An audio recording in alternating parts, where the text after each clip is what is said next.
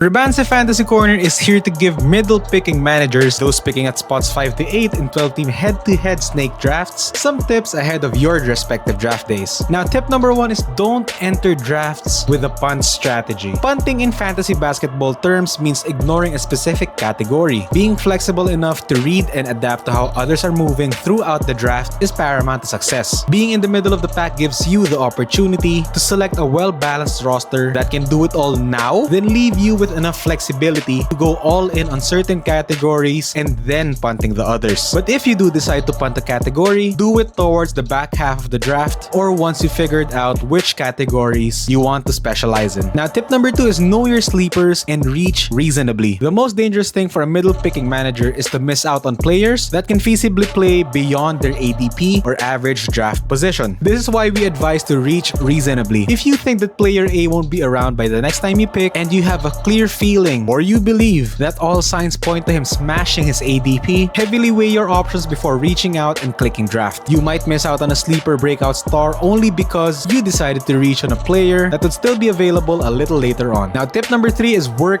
the waiver wire. This is the most important tip we can suggest, and it's obvious, sure, but it's super necessary to point out. Yes, we all want to win our leagues, however, the danger here is that you begin to overthink your draft class. We're not saying it's not important, but you should also remember this. Your drafted team won't always be the one you end up with in late March or early April. So make sure to keep an eye on all 30 teams' depth charts, find out who'll benefit the most from injury or trade, and don't be afraid to stream players every once in a while.